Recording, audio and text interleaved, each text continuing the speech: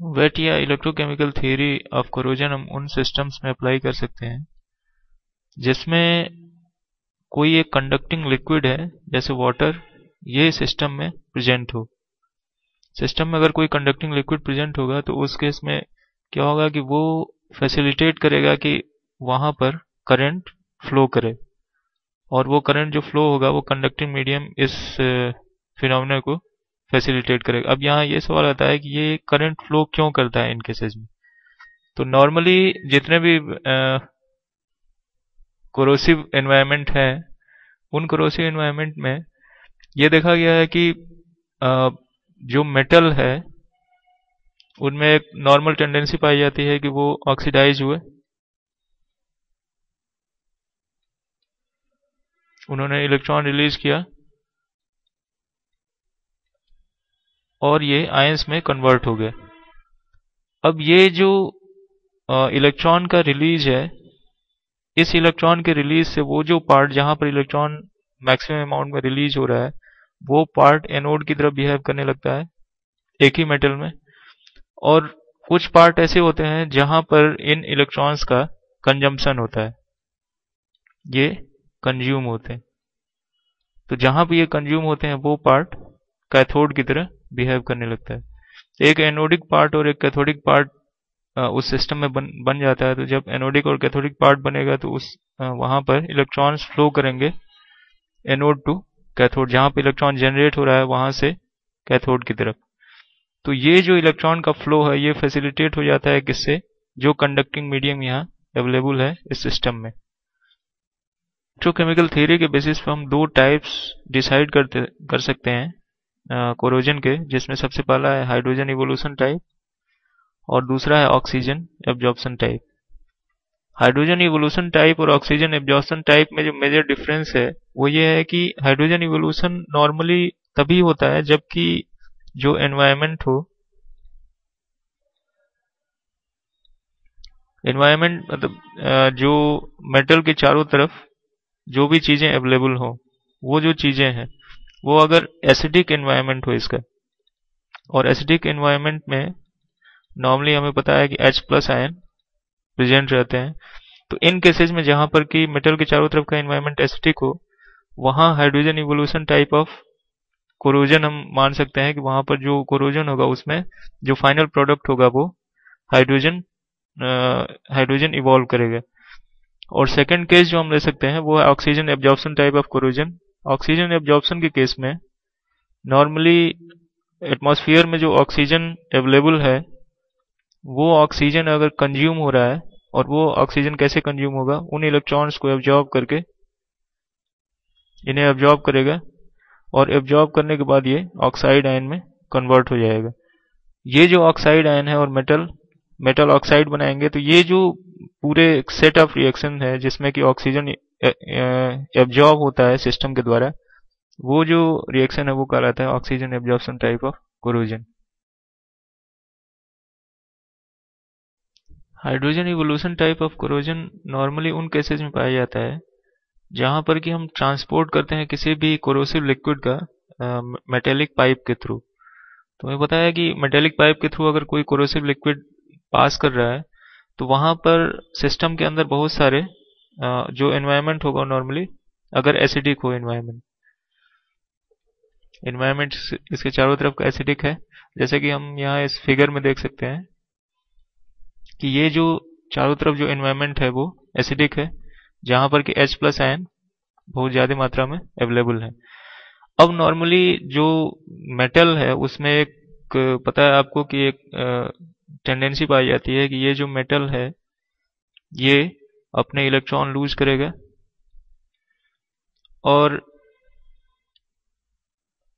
अब जो ये मेटल इलेक्ट्रॉन लूज करता है तो इसका मैक्सिमम पार्ट क्या कर रहा है, इलेक्ट्रॉन लूज कर रहा है। अब यहाँ इस फिगर में देख सकते हैं कि ये जो मेटल है इसमें मैक्सिमम ये रिएक्शन हो रहा है यहाँ पूरे लार्ज एरिया में। तो यहाँ पर होगा क्या, इस लार्ज एरिया में अगर ये रिएक्शन होगा कि मेटल अपने इलेक्ट्रॉन लूज करेगा, तो ये जो टोटल पार्ट है जहां पर कि इलेक्ट्रॉन लूज कर रहा है ये मेटल, ये टोटल पार्ट जहां पर इलेक्ट्रॉन की लूजनिंग हो रही है, कि वो मेटल इलेक्ट्रॉन रिलीज कर रहा है सिस्टम के अंदर। तो ये जो लार्ज पार्ट है, ये लार्ज पार्ट क्या कहलाएगा? एनोडिक एरिया, जहां पर कि इलेक्ट्रॉन जनरेट हो रहे हैं। अब ये इलेक्ट्रॉन जो यहाँ जनरेट हुए, कुछ पार्ट ऐसे भी होंगे, जैसे कि आप यहाँ इस फिगर में देख सकते हैं कि ये एक पार्ट है जो जो एक अलग कलर से, रेड कलर से दिखाया गया है।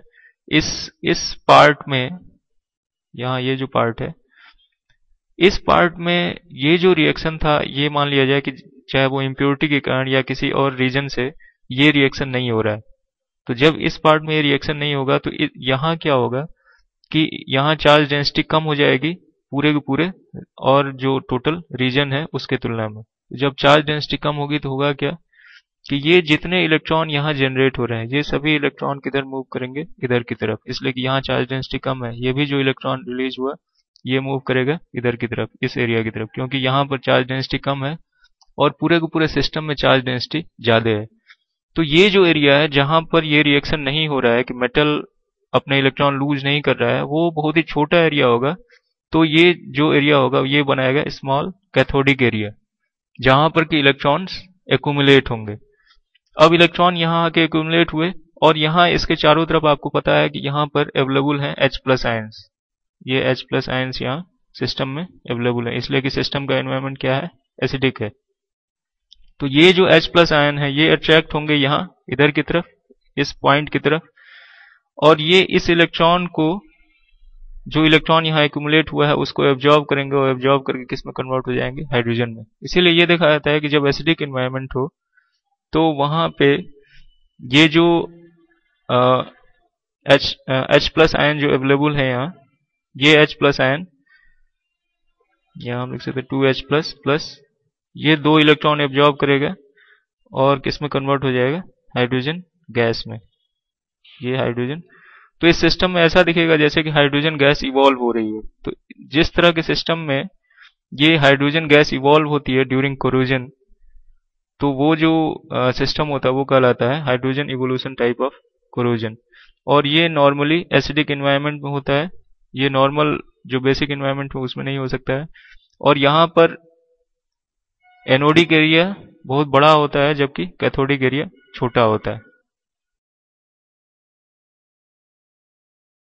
Oxygen absorption type of corrosion एक नॉर्मल टाइप ऑफ कोरोजन है जिसमें कि ऑक्सीजन एब्जॉर्ब किया जाता है सिस्टम के द्वारा, और वो ऑक्साइड, सबसे पहले ऑक्साइड और फिर हाइड्रोक्साइड में कन्वर्ट कर दिया जाता है। अब हमें पता है कि नॉर्मली जो भी मेटल सरफेसेस होते हैं उनमें एक नॉर्मल टेंडेंसी पाई जाती है कि वो अपने इलेक्ट्रॉन लूज करते हैं और केटायंस में कन्वर्ट हो जाते हैं। अब ये जो केटायंस हैं, ये केटायंस और ये जो इलेक्ट्रॉन रिलीज हुआ है, ये इलेक्ट्रॉन नॉर्मली ऑक्सीजन एब्जॉर्ब करता है और किस में कन्वर्ट होता है? ऑक्साइड में। तो कोई भी मेटल अगर हम ले लें तो उस पर एक, जैसे ही मेटल को एक्सपोज किया जाएगा एटमॉस्फेयर में, तो एक ऑक्साइड की ऊपर, हम ये कह सकते हैं कि एक ऑक्साइड की लेयर उस पर अपने आप जम जाती है। और ये जो ऑक्साइड लेयर जमने की जो प्रक्रिया है वो डिसाइड होती है इन रिएक्शन के द्वारा, जिसे हम बता चुके हैं किसमें? केमिकल कोरोजन में। तो ये जो ऑक्साइड लेयर बनी, अब यहाँ पर इस ऑक्साइड लेयर में अगर किसी वाइब्रेशन के थ्रू या किसी और डिफेक्ट के कारण अगर कोई क्रैक्स जनरेट हो गए, ये जो क्रैक्स यहाँ दिखाया जा रहा है, ये क्रैक अगर जनरेट हो गए, वहां क्या होगा कि ये जो क्रैक है यहाँ पर फिर फर्दर वही रिएक्शन स्टार्ट होगा जो कि पहले केस में हुआ था, जैसे कि जब वो ऑक्साइड लेयर फॉर्मेशन हुआ था। तो ये पार्ट जो होगा जहां पर क्रैक जनरेट होगा, ये किस तरह बिहेव करेगा? जैसे ये एनोडिक एरिया हो गया, और एनोडिक एरिया में होता क्या है कि यही जो मेटल है ये आयनाइज होगा फिर से, इसलिए कि ये एक्सपोज हो चुका है, इस पर कोई ऑक्साइड लेयर नहीं है, और इलेक्ट्रॉन रिलीज करेगा। तो जहां पर इलेक्ट्रॉन रिलीज होता है वो पार्ट कहलाता है एनोडिक एरिया। तो ये जो पार्ट होगा ये बहुत ही छोटा है, इसलिए यहाँ क्या होगा? स्मॉल एनोडिक एरिया जनरेट होगा। ये जो एनोडिक पार्ट जो है इस मेटल का, यहाँ पर इलेक्ट्रॉन जनरेट हुए, और बचा हुआ जो टोटल पोर्शन है वो होगा लार्ज कैथोडिक एरिया। ये सभी टोटल एरिया जहां पर क्रैक्स नहीं है, पूरा का पूरा मेटल एक कैथोड की तरह बिहेव करने लगेगा, और ये जहां क्रैक है वहां पर ये एनोडिक पार्ट बन जाएगा। तो इलेक्ट्रॉन फ्लो किधर से किधर की तरफ होगा? एनोड से कैथोड की तरफ। ये इलेक्ट्रॉन इधर लार्ज एरिया की तरफ मूव करने लगेंगे, और ये जब मूव करेंगे तो यहाँ होगा क्या कि इधर चार्ज का एक्यूमुलेशन बढ़ता चला जाएगा, चार्ज एक्यूमुलेशन होगा, और चार्ज एक्यूमुलेशन होने से यहाँ पर जो ऑक्सीजन है एटमॉस्फेयर में अवेलेबल, और साथ ही साथ यहाँ वाटर भी अवेलेबल है, और इलेक्ट्रॉन्स यहाँ आ गए एनोडिक पार्ट से। तो यहाँ होगा कि ठीक बगल वाले जो एरियाज होंगे जहां पर कि चार्ज डेंसिटी का डिफरेंस सबसे ज्यादा होगा, वहां पर ये इन तरह के रिएक्शंस होंगे कि ऑक्सीजन, वाटर मॉलिक्यूल और इलेक्ट्रॉन ये तीनों इन्वॉल्व होकर क्या बना लेंगे? Hydroxide ion. और ये जो फॉर्मेशन ऑफ हाइड्रोक्साइड आयन है, ये इनिशिएट होता है किससे? जो इलेक्ट्रॉन जनरेट हुए और जो वाटर अवेलेबल है उस सिस्टम के अंदर, और ऑक्सीजन जो अवेलेबल है। आयरन मेटल का हम केस ले सकते हैं, जैसे आयरन ये आयनाइज हुआ Fe+2+2E-, और ये जो आयनाइजेशन है ये कहाँ हुआ? जहां पर ये क्रैक्स जनरेट हुए थे, ये आयनाइज हुआ, और ये जो इलेक्ट्रॉन्स रिलीज हुए हैं, ऑक्सीजन O2 प्लस जो वाटर मॉलिक्यूल है यहाँ अवेलेबल, प्लस ये जो इलेक्ट्रॉन रिलीज हुआ, ये तीनों ये सभी मिलके क्या बना लिए? 2OH- हाइड्रोक्सिल आयन बना लिए।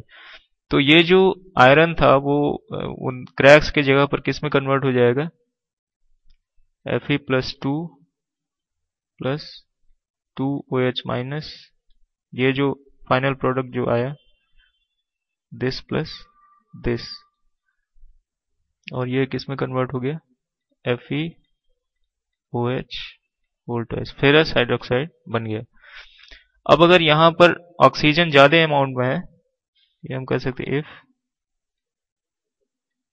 एनफ ऑक्सीजन इज प्रेजेंट, उस केस में होगा क्या कि ऑक्सीजन फिर इस पर अटैक करेगा, और ये ऑक्सीजन जब अटैक करेगा तो ये प्रोडक्ट कन्वर्ट हो जाएगा किसमें? और यहाँ पहले से ही वाटर मॉलिक्यूल है ही, तो ये कन्वर्ट हो जाएगा FeOH whole thrice, ferric hydroxide. और अगर ऑक्सीजन कम है, ये तब होगा जबकि ऑक्सीजन एक्सेस अमाउंट में प्रेजेंट हो, तो क्या बनेगा फाइनल प्रोडक्ट? Ferric hydroxide. और अगर if less oxygen is present, उस केस में क्या होगा? जो फाइनल प्रोडक्ट होगा वो बनेगा Fe3O4।